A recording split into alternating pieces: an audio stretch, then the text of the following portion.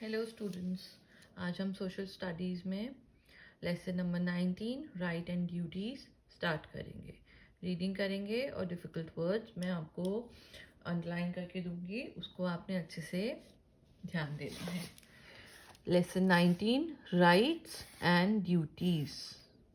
Okay, every country in the world has a constitution.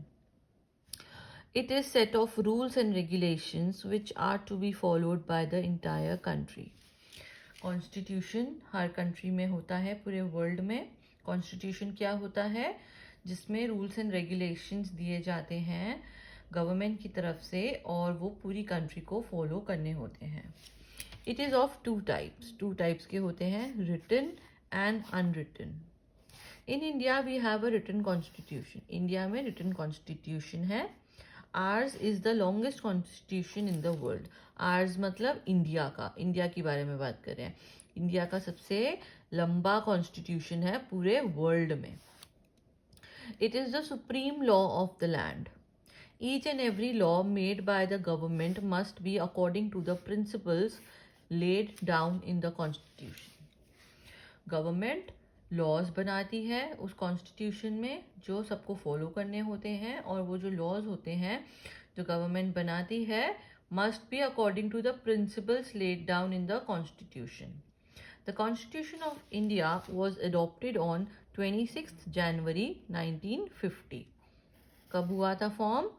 26 जनवरी 1950 को. This day is celebrated as a Republic Day. Our country is governed by the president and the representatives elected by the people. This is called a republic. There is no king or queen in a republic. Monarchy is a form of government where the head of the state is the king or queen. यहाँ पे king और queen कोई ऐसा नहीं है, और king और queen Republic में नहीं होते हैं. हमारी जो कंट्री है वो प्रेसिडेंट गवर्नड कंट्री है, और उसमें जो इलेक्टेड होते हैं वो होते हैं representatives. Monarchy is a form of government where the head of the state is a king और queen. Democracy, socialism and secularism. Democracy is a form of government elected by the people. Democracy किसको बोलते हैं? जिसकी government कौन elect करता है? People, उस country के. It means the government of the people, by the people and for the people. जो गवर्नमेंट है वो of the people, by the people and for the people. All the Indians above 18 years of the age can vote and elect their representatives.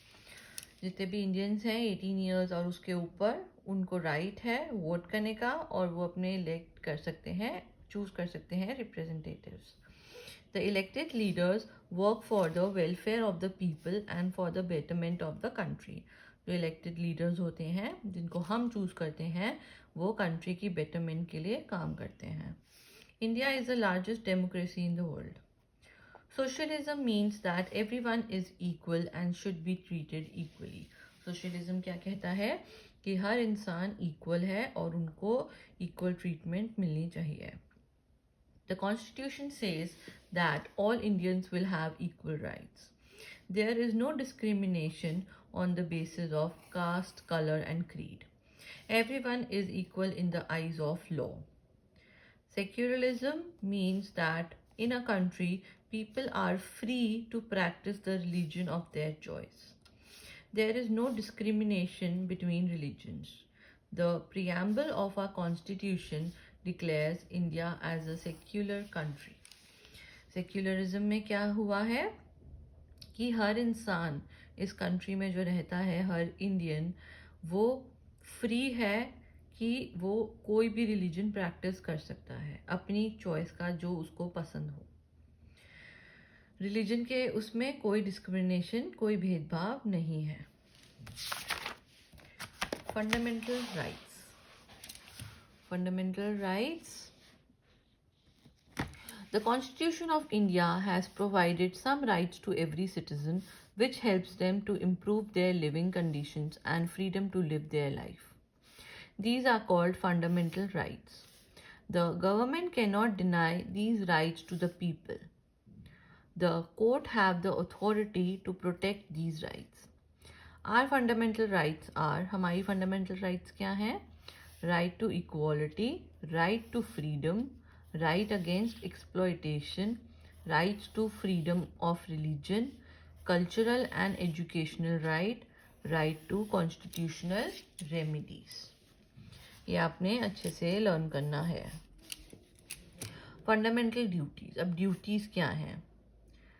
When we have rights we also have duties. जब हमारे पास rights हैं हमारे पास duties भी हैं. Along with the fundamental rights our constitution has also assigned some fundamental duties for us. हमारे लिए, हम लोगों के लिए. All of us should always keep in mind our duties and must perform them properly. Some of the fundamental duties are: we must follow the ideals given in the Constitution. We must respect our national symbol such as the national flag and national anthem. We must defend the unity of our country. We must cooperate with the government as and when needed. We must treat others as our equals. We must protect and improve our natural environment. We must protect the monuments and public properties. Duties क्या क्या है हमारी? कि हमें constitution को बहुत अच्छे से फॉलो करना है. हमें अपने जितने भी नेशनल सिंबल्स हैं हमारी कंट्री के, जैसे नेशनल फ्लैग है और नेशनल एंथम है, उसको इज्जत देनी है, उसकी रिस्पेक्ट करनी है.